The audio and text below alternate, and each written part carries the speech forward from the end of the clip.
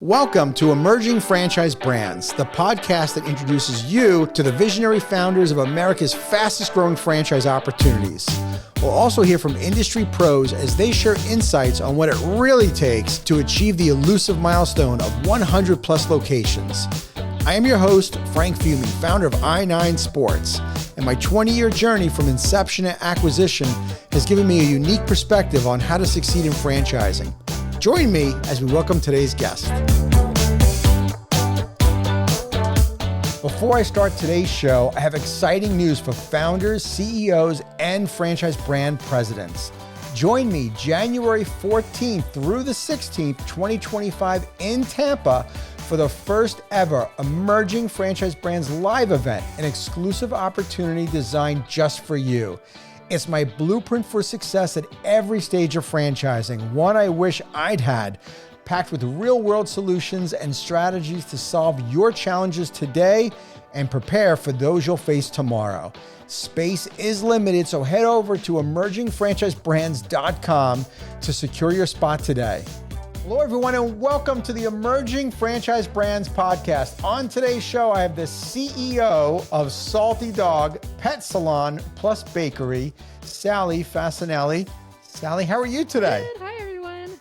Sally, I was struggling when the company name, my New York accent was going to come out like big time. I knew I was going to have to think about this before I spoke because I knew I was going to say Salty Dawg because it would be the way that I would end up saying it if I was back home. So you do you. All right. Anyway, I got through that. I was stressing a little bit, but anyway, why don't we talk about Salty Dawg? And you've been around franchising for 20 plus years. We won't say the exact number, right? But you've been part of Salty Dawg now for quite a bit. This is an emerging franchise concept, though you are certainly, I consider you a franchise pro. So if you would share with the audience what Salty Dawg is and what led you to being part of the company. All right, awesome. So Salty Dawg Pet Salon plus Bakery is a brick and mortar pet grooming franchise. We're an emerging brand, of course. And we also have bakery and retail. Now, no, our franchisees do not bake any items. It's just like cookies, treats, cupcakes, things like that. I have vendors for all of it. No cooking skills needed. That is a question I get all the time, actually. They're like, do we need to learn how to cook dog cookies? I'm like, no. But fun fact, they are almost all of them human grade. There is the occasional like bones and things like that. We don't want humans chewing on bones, but human grade.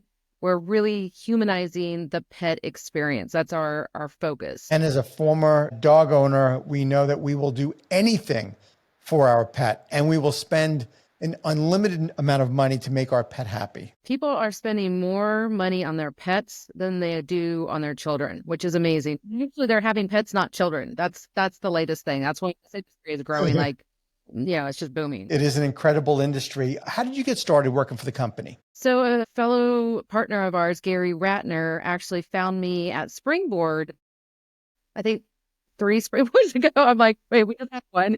So he found me and he knew I was looking at getting back on the franchisor side of things. I've been an advisor and working on the supplier side for a while now.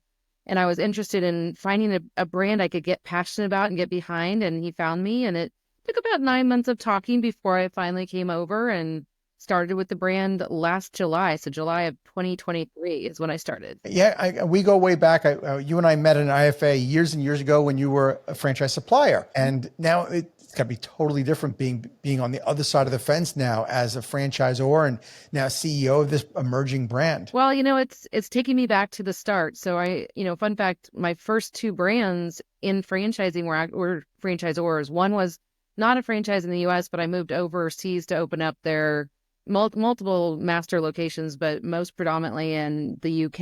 And then when I came back to the US, I worked with Aussie Petmobile when they only had 13 locations. So I had a lot of fun. That's where I started. I fell in love with franchising and I just couldn't leave since then. So I understand Salty Dawg started in 2018. Can you kind of share the origin of the company? I can share a little bit of the origin. I wasn't involved in the very beginning of it, but John Kansky, the late John Kansky, was a multi-unit franchisee of Paul Mitchell, the schools. He had 7 Paul Mitchell schools. He went to Win Claybaugh, and they just had a really bad experience. Him and his wife had a bad experience with their dog, and they're both in the hair industry. They came back. The dog, first of all, had a terrible cut. Came back. It was all shaky and nervous, and they were like, "What happened to our baby?" Right? So they ended up coming up with this concept of how can we make a more human-like experience, a more pleasurable spa-like experience for the pet. And then the pet parent, of course, is a much happier pet parent. And so when Claybaugh and John Kansky started, the ideation, they built the first location and tested a bunch of stuff out. And then when they were ready to start selling and, really build the franchise last July is when they brought me in. Okay, so was franchising like part of the initial plan right from the get-go? It was, yes. Because when Claybaugh, so he's the co-founder of Paul Mitchell, the schools, with John Paul DeJoria of Paul Mitchell. So already familiar with franchising, John Kansky, multi-unit franchisee. They built this with the plan to build it for, long-term franchise growth. Okay. Now, Sally, you've been in franchising for a while. Like I said, you've seen good brands and you've seen some bad brands, right? Let's be honest. Seen a few. You've seen a few. And we all know that to succeed in franchising, it's not easy. We've all heard the statistic that 400 new franchisors start every year, and there's 400 that are exiting every year, or somewhere in that neighborhood. So I bet it really took a lot for you to be impressed by a brand. What led you to Salty Dog that you said, yeah, I believe in this brand? What made them different? For me, everybody is about people, processes, product, right? I'm all about that, of course, but it's people and culture, I think, are the most important, less so the product. You can have the most amazing product on the market or service, right? But if you don't have people and culture, you can fall flat. So what I fell in love with, I really fell in love with the people behind it. I love the culture that comes down from Paul Mitchell. Like, we really bring the culture in from Paul Mitchell, the schools. And I was literally just yesterday at their conference, and it's just amazing because it's very inclusive. People find a home when they come there. They are passionate. The passion is there, right? And so that's what I really loved. And of course, pets, one booming industry. You can't go wrong there. Love pets myself. So that was great. And then the brand itself, like, it's sexy. It's fun. I can work with this. Like, I wear this hat around and people are like, are you salty today? Yes, I am the OG salty. I'm salty every day. It's a little bit sweet because we do have that trademark as well, but. Oh, dude, that's great. One of the things about Salty Dog that you shared with me before we started recording is the strategy for growth. And I understand that an area rep or area development strategy is part of the plan for Salty Dog, and that we've got a couple of franchise owners that are now area reps. What led you guys to going in that direction? And I say that because, let me just kind of preface it by saying a lot of the folks in the audience here are fellow emerging franchisors. They're founders, CEOs, brand presidents, as well as people looking, obviously, to buy a franchise potentially. But as a way of expansion, some of these founders are thinking, is area development a way for me to go of selling an area? And what kind of led you guys to deciding to go that as opposed to just the single mom and pop franchise location model? Okay, so that's a great question. And I'm going to say that I'm going to preface it with this. I don't believe everybody should do it, because if you go down that model without having the knowledge, you can really fail. I had thought about it prior to just doing it now, but I did have personal experience in that. We went through a acquisition merger in officially August 1st of 2024. And the company that acquired us that's what they've done. They've done like 10,000 locations through area rep models or area developer models. And I felt really comfortable with that. To be able to have the backing that I have now, the knowledge, they've done it so many times, right? I can't go wrong. It's not about me. I have this amazing team. But now with that, the franchisees can come in, they can build out their own locations, they can expand to becoming an area rep. And what's beautiful about that is there is this extra layer as an emerging brand of support for the franchisees. So I've got my portfolio company, great. Then there's the Salty Dog franchisor support level. Then they've got an area rep support person, and that person, my guys are multi-unit franchisees already. They have like a lot of experience. They can really help them grow. So now all the franchisees under them have multiple layers of knowledge and support and all of that. I think it's a great way to grow if you get the right people as area reps and you understand what you're doing. Yeah, well, I'm glad you kind of gave that warning, because for the individual that's just franchised their concept thinking, this is the way that I'm going to grow faster, it's also the way you're going to close even faster. Right? Yeah. If you're not doing it right. Yeah. And I wasn't comfortable. Or Go ahead. I'm sorry. What I was was saying that? I was uncomfortable before the merger doing it myself because I don't have the no I I have the knowledge now, but not like I do with loyalty brands. So it's amazing to have them. Well, essentially, for the folks that are listening to this, that are even considering it, you realize that an area rep is kind of a mini franchisor. You need to supply them with literally everything that you're doing yourself in your corporate office. Yes, you do have the back office support and you're providing still a lot of services, but you need to arm the area rep with everything because they're really a earpiece of the franchisor. They absolutely are. They're the boots on the ground. They're the ones making sure that the franchisees are actually doing what they need to be doing, that they are successful, that have the needs met, everything that they need to be successful, those sorts of things. They help with everything from site location. We do have vendors for that, but they are involved in that process, making sure that they do pick the right sites. I'm involved as well, but they're the extra layer there. Yeah. And with that area rep strategy, we quickly find out as franchisors that if there's any holes or any gaps in our systems or processes, it gets magnified very quickly, or I should say it comes to light very, very It sure fast. does. Yeah. We've already found a few and fixed them, so that's great, I welcome that. There's always room for improvement, right? Absolutely. Well, the other advantage with the area rep model is that because you have those boots on the ground, that you're getting another level of or layer of feedback that you wouldn't normally get with just the single unit franchise. It's the layer of feedback is really important, not just because it's more feedback. Feedback's great, but because the way they think is very different. So the person that's a single unit franchisee has a completely different way of thinking and perspective, and they're wonderful. You need them. But the area rep, that type of personality, they see the model, they see, where things can be tweaked in a whole different way.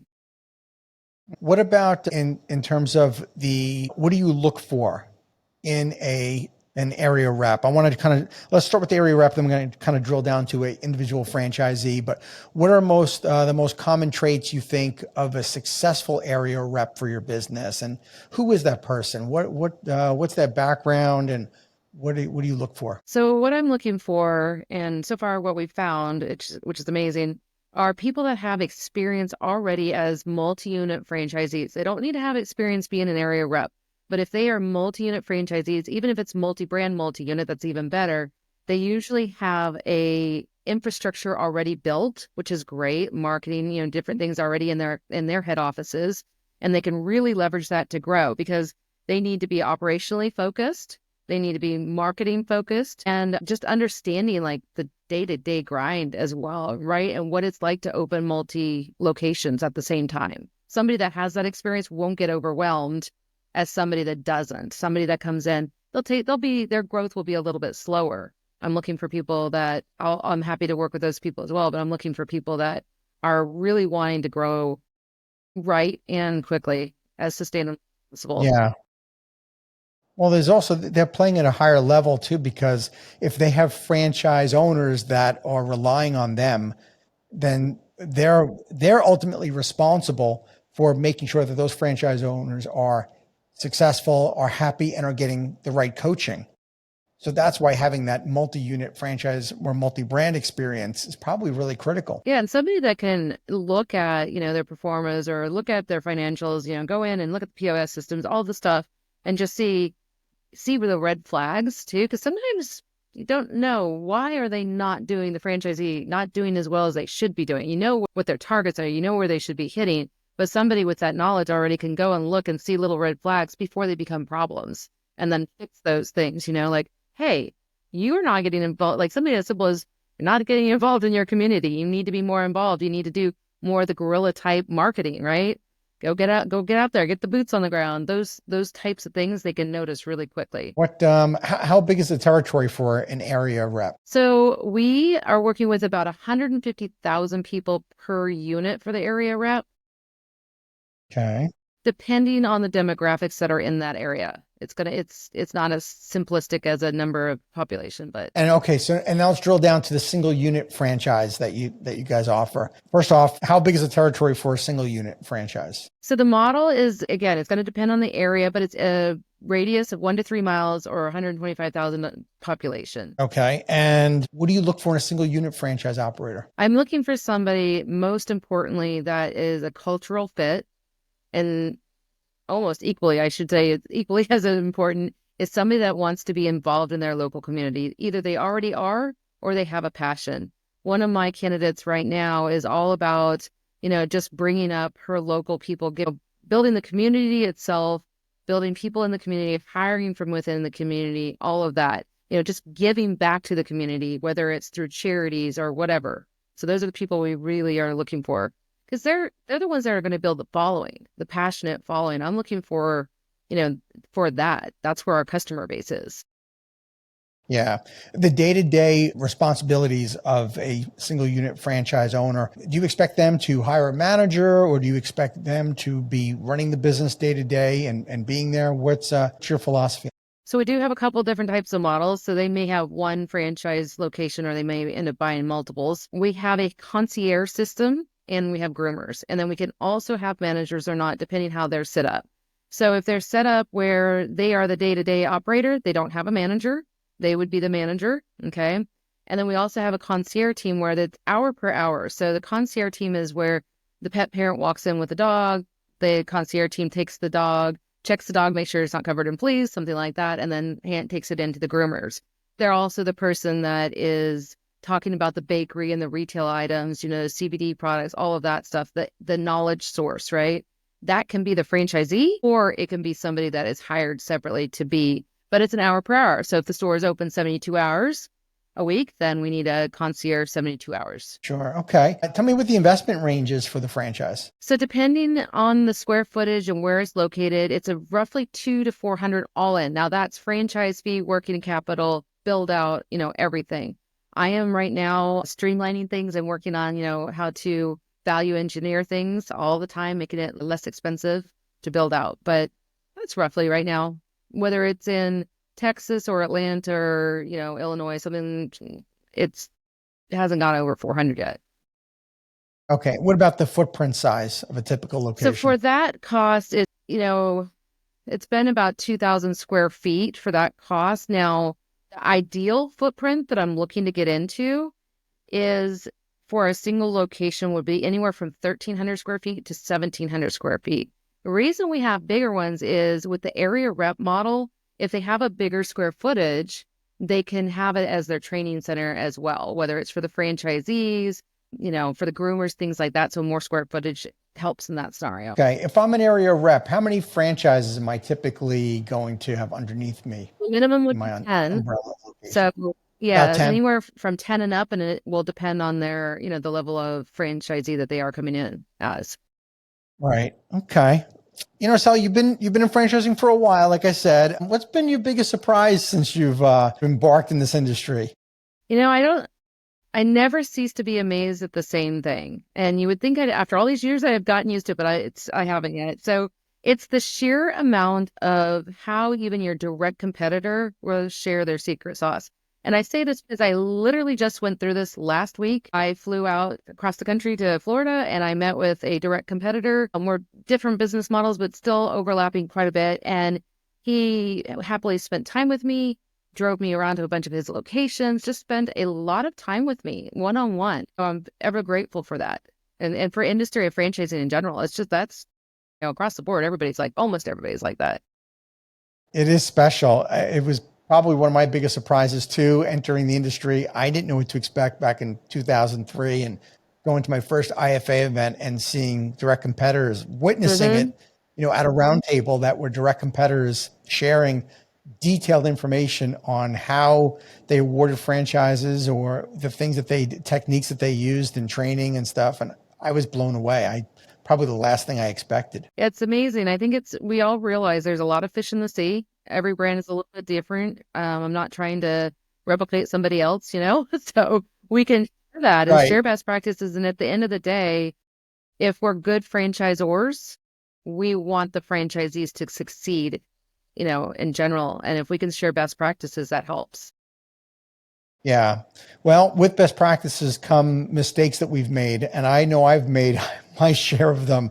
And I try to learn from my mistakes and not make them twice, right? Would you be willing to share maybe a mistake or maybe a challenge that you faced and how you overcame it? I can tell you one, again, it was a recent mistake due to being too busy, which is bad. You should never be too busy. I was not a good leader and did not go to my franchise location and see directly what was happening in the franchise location. I relied on employees and what they told me. And because of that, I missed out on very valuable information, and I wasn't able to be the leader that I should have been and help that franchisee in the way they needed. I ended up going, but it was delayed. We could have solved the problems months earlier had I gone sooner. And that's actually a recent Yeah. thing. And I knew better and I still did it. And you know what? I'm not going to make that mistake again. So Sally, I made the same mistake, and I know all of us have. There is something to be said about that face-to-face with franchise owners. They need it. And we get caught up in running the business or trying to work on the business. But sometimes when we get caught up in running the business, we forget who is most important. And there's nobody more important than our franchise owners. And one of the things I try to keep in front of mind is that running a franchise, whether you're the franchisor or franchisee, it is a lonely business, especially for franchisees.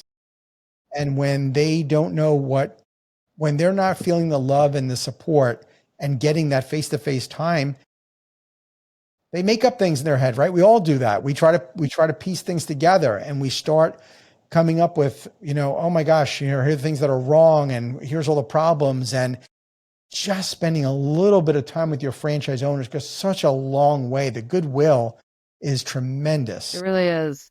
It was a valuable lesson to relearn because I knew it, right? And I think that's all, especially we've been doing this a long time. We know these things, but sometimes we got to learn again. I had to.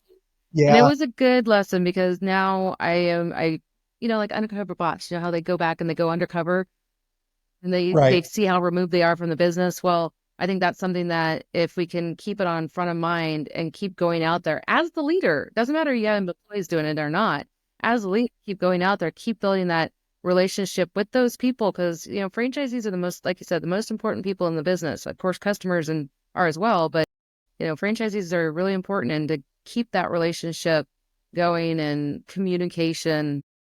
Yeah, valuable lesson. Yeah. Yeah. Me and my director of operations, we used to say this. This was like the early years when we weren't getting out there enough to our local locations. And we would say, like, if there was a when we had like our annual meeting, let's say it was in July, we could feel it as the months were leading up to it. Like, we need this just so we're together again. Because we can feel a little bit of the push pull was getting a little bit too much pull and not enough push between franchisor or franchisee. And once we got together and we were in the same room, it's like all the air got let out, all the stress left. And it was a reminder of how important it is for us to be together. And it was a very valuable lesson for us. But like you said, we get caught up in running our business day to day, and we have to just remember they are most important. Because if we take care of our franchise owners, they'll take care of the customers. 100%. And it comes from the top too, right? You got to all the way top down, right? Got to be what you want your franchisees to be. Yeah. Yeah. So you've got a number of competitors in your business, and I'd like to talk to you a little bit about what trends are you seeing in your industry? Where do you think this kind of business was 10 years ago? Where do you think it is now? And where do you think it's going and shifting? Well, pets in general, so not even just direct customers to me or pet competitors to me, pets in general is a booming industry. It always has been, but since COVID or starting in around COVID times, like it has exploded.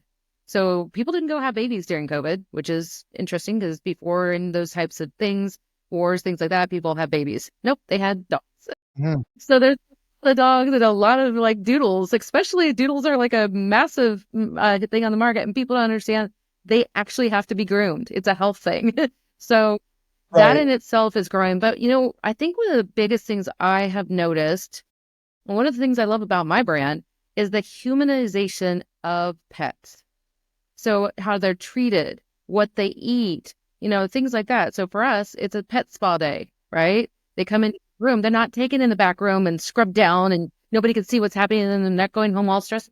I have videos. These dogs are happy as little clams to come into my stores, right? Super excited. They're going to get pampered and get facials and stuff like that. And then the humanization of the products, the food, it's now human grade, right? That's important. CBD products for anxiety. Dogs get stressed too, or have health problems or have pains and they can't communicate, right? So I would say those are the biggest. I'm sure there's many more, but I would say those are the biggest things I pay attention to. Yeah, well, maybe it's more than 10 years ago, but the bakery side of the business certainly wasn't a thing many years ago. It was far and few between. Yeah, it's interesting. We literally have like birthday cupcakes, like actual cupcakes, they're dog. I wouldn't want to eat one. I mean, I could, but I wouldn't want to. I don't like the flavors, Right.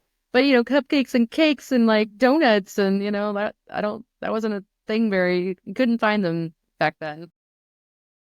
Do you anticipate any other trends that the pet business is going into, that where it is today? Do you see anything different happening tomorrow in the next 5-10 years? Where do you see it going?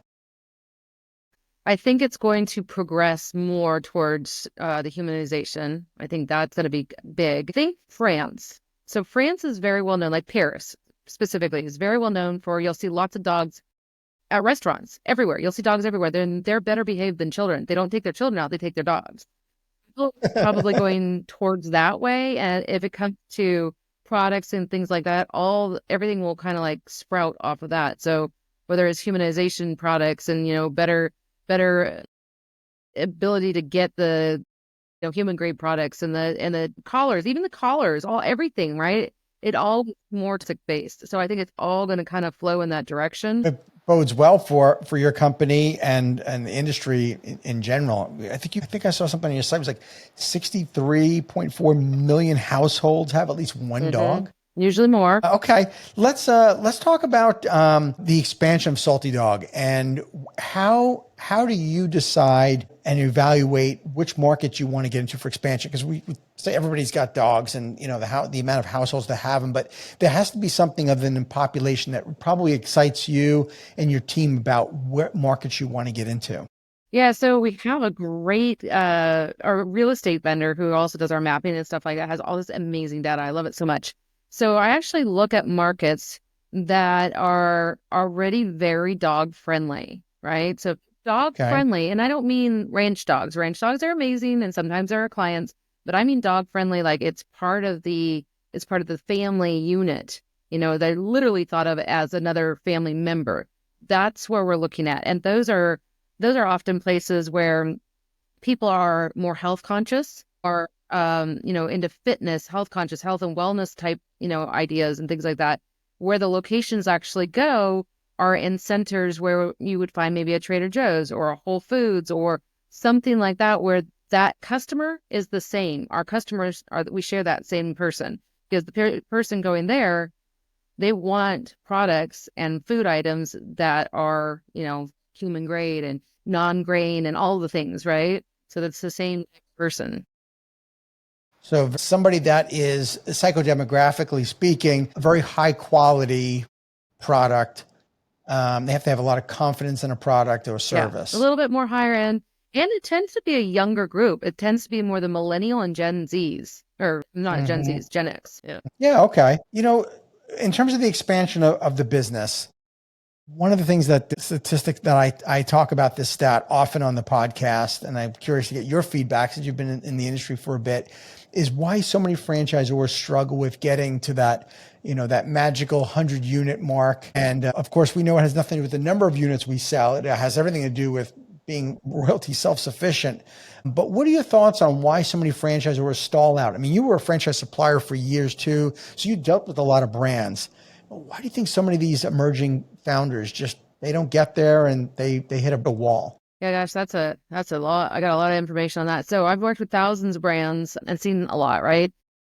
I think one of the biggest issues is when they first come in as a franchisor, it's lack of a few things: resources, whether it's money, capital, or human capital, which is really important, and then just knowledge in general, right? So they come in, they franchise, okay, yay, this is how we're going to leverage other people's money to become a franchise, and open more locations. That's great. What they don't understand is now they have two businesses. They've got their consumer side of the business and they've got the franchise, and they don't know anything about what it takes to be a franchise. They got to learn all that. They might not find a good advisor or something like that, right? They may be undercapitalized. Most of them are undercapitalized. Then they tend to, because they're undercapitalized, they tend to sign up anybody and everybody right away because they need money. They need money coming in to keep things going. When you do that and you don't vet out your franchise partner and make sure they're the right fit, especially for an emerging brand, like you need entrepreneurs that to work with an emerging brand. If you're a bigger brand, it's a different kind of person, right? So if they get the wrong person, they don't have their systems, their processes, all of those things set up. Like they don't have their base set up, then it just starts to crumble, right? So Yeah, they kind of have one foot in franchising and one foot out. And if they're still focused on the consumer side, it's very easy for them to give up and say, well, this didn't turn out the way I wanted it, because like you said, it is two separate businesses. And one of the things I've tried to share repeatedly with people that are even interested in franchising is to tell them that whatever business you were in, you're no longer in that business. You are now in the franchise business, and you have one job, and that is to make your franchisees successful and certainly want them to be happy and fulfilled. 100%. And, they didn't realize also that, I mean, the first 5 years are going to be a lot. You need to prepare for that, whether it's time-wise or financially or whatever. It's going to be a lot. It takes a lot to build a franchise system. It's going to be amazingly rewarding too. But the first 5 years, if you can mentally set yourself up for it, it's better. But most people don't know that. They have no idea. So how can they mentally prepare? I'm glad you said that. I don't think anybody's on the show, if anybody I've interviewed, has actually come out and said the first 5 years and how challenging it is. And you're absolutely right. The first 5 years for me at I-9 was very challenging, and it took a toll on me. And I think when I got towards the 5th year, we had already gotten to 100 locations, but still we had not really turned the corner yet. The problem is that when you get to that 4th year, you don't know when you're going to get to, you don't see the light at the end of the tunnel. You just look back in the rearview mirror and you're like, I've been doing this and struggling for 4 years. When is it going to get better? Little do you know, or little do any of us know, because we don't obviously know the future, is that the success and that tipping point is literally right around the corner. And if you're doing all the right things and your franchisees will start getting that critical mass of business, then you'll be royalty self-sufficient. You'll have your systems and processes better be already intact. Otherwise, you've gotten exposed already and have been in trouble. But it's a different game once you get through that 5 years, if you can just stick with it. And that's why having the right people with you on that ride too is important, right? At the franchise level, the right franchise partners, but also the right employees, right? I need people that are passionate. It's really hard to find people that think like business owners when they're not. Almost impossible. I would say 1% of people are, or maybe I'm being too pessimistic, might be 10%, I'm not sure, but it's a small percentage, and you need that passion and people that will drive it forward. Yeah. And most of us that franchise, we have taken our staff with us from our original company, and they don't have franchise experience either. Yeah. So now collectively, we're a big group of people who don't know a thing about franchising. Yep, that's a problem. You gotta get people with some knowledge in there. Yeah, you do have to have the right mix for sure. Sally, when you're talking to people about becoming a franchise owner of Salty Dawg and they're doing the due diligence, I'm sure you want to share with them. You're very honest and transparent about what this is and what this isn't, because we don't want there to be any surprises. What are some of the things that you recommend to people when they're doing their due diligence so that there are clear expectations about Salty Dawg and the franchise opportunity? Oh, I mean, I think it's just the basics, right? Vet, go talk to my franchisees. I may not have a lot of them. Go talk to my franchisees. Look into our backgrounds, the founders and, the people that acquired us, loyalty brands and their team, and talk to them. I do give them homework. Not me personally, my team, we give them homework and things like that, especially when it comes to pets and their local markets and things like that. I would give them homework to look at and go into the store and touch and feel it, because you do need to touch and feel it, right? Yeah, we want to set the right expectations for people. Because it's a marriage essentially, yes, right, between the franchisor and franchisee for a long time. So we want to make sure people know what they're getting themselves involved with. We do meet with them. So, we go through the franchise sales process. I will personally meet with them one-on-one And then John Hewitt, the founder of Loyalty Brands, will also meet with them one-on-one. So and sometimes even he'll get to be able to have dinner with them and things like that. But they get a chance to ask all those questions. Please ask the questions. I'll be transparent with you. I'll share, we're an emerging brand. I'll share our background and, our vision and all those things. Please ask those questions, and I will repeatedly ask them to, because sometimes they get nervous, I'm talking to the CEO or, I'm talking to John Hewitt. Wow, geez, I'm nervous. Right. So we really try to, make it an inviting environment for them to be able to ask those questions. Okay. Well, you've worked with so many brands, not just working for a brand, but working with brands. And like I said earlier, you've kind of seen the probably good, bad, and ugly of brands. If you were going to become a franchisee of a business, of a franchise itself, what would be maybe some of the most important elements that you would look for? Well, first of all, I'd be the worst franchisee on the planet. Okay, we got to fix all this. Let's do this and this. I'm not following anybody's rules, by the way. So I'm a problem already. I'm well aware of that. I'm a renegade. What can I say? So what I would look for, first of all, I need something that fits my personality and my passion, right? I am not that person. I would be a terrible McDonald's franchisee. McDonald's is amazing. You put one on a corner and everybody and their brother comes, right? It's going to happen. But I like to innovate. So I'm going to look for what fits my personality. There's also these great tools out there that people can use for this with brokers, and Zorkel's an amazing system. But I would personally go out there and look, okay, knowing that I'm an entrepreneur, knowing that I'm a renegade, knowing that I want to be involved in that, passionate about what can I make a difference? I want to make a difference, right? What brand can I make a difference in? Which means an emerging brand. Typically, you can make it. Do they fit my skill sets personally? Some people are more marketing and sales focused. Some people are more data and accounting like focused. What fits that? If it's the personality and he's a sales driven person and it's an accountant who doesn't like to be in front of people, and not all accountants are like this, but just saying, not a match, right? So that's a problem. Yeah, for sure. Cool. Well, Sally, if someone was interested in learning more about Salty Dawg and the franchise opportunity, where would they get more information? Well, they can go to our website, Salty Dawg, DAWG, petsalon.com or just saltydawg.com, and they can fill out a form there and it'll go right to our team and somebody will follow them right away. Sweet. All right. I finish every podcast episode with the franchise tip jar because, like you said earlier, the industry is so generous with sharing information. So I was hoping maybe you can give a piece of advice here. Before somebody actually franchised their company, what would be a piece of advice that you would give to the entrepreneur before they step into this crazy industry? I think that they should go to industry conferences like IFA, Springboard, different conferences, get an understanding, see it, go to the sessions, right? Because there is no better place to really understand what does it mean to be in franchising. And they're going to see, is it a fit or not? And they can ask questions of so many experts, at those type of events. And they can meet potentially advisors or consultant companies that can help them franchise the business and not lose a lot of money along the way, making a lot of mistakes, Sweet. I agree with you 100%. Well, Sally, thank you so much for being on the show today. This was great. I wish you continued success with Salty Dawg, and you guys are going to be growing this thing out big time. Wait on it. Thank you very much. Thank you for tuning into the Emerging Franchise Brands podcast. For additional insights, guest applications, and to stay connected, visit us at efbpodcast.com.